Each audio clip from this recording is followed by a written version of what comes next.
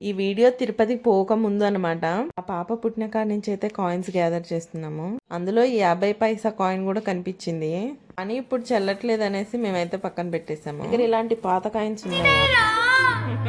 ఈ కాయిన్స్ చూసాక మా సహస్ర అయితే ఒక్కసారిగా చంద్రముఖి అయిపోయింది. తిరుపతి వెంకన్న స్వామికి అయితే మా సహస్ర ఎంత వెయిట్ ఉంటుందో అంత కాయిన్స్ అయితే ఇస్తామని మొక్కున్నాము. ఇంకా మా మ్యారేజ్ అయ్యాక అయితే మేము వెళ్దామని మా డాడీ వాళ్ళైతే మొక్కున్నారు.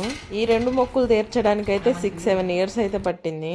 వెయిట్ మిషన్ ఉంటే దాని మీద అయితే వెయిట్ వేసాము. కాయిన్స్ ఎన్ని ఉన్నాయో కౌంట్ చేయలేదు, కానీ వెయిట్ మాత్రం వేసాము. ఇంతకు మా సహస్ర ఎన్ని కేజీలు ఉంటుందని ఎక్స్పెక్ట్ చేస్తున్నారు? కామెంట్ బాక్స్ లో కామెంట్ చేయండి.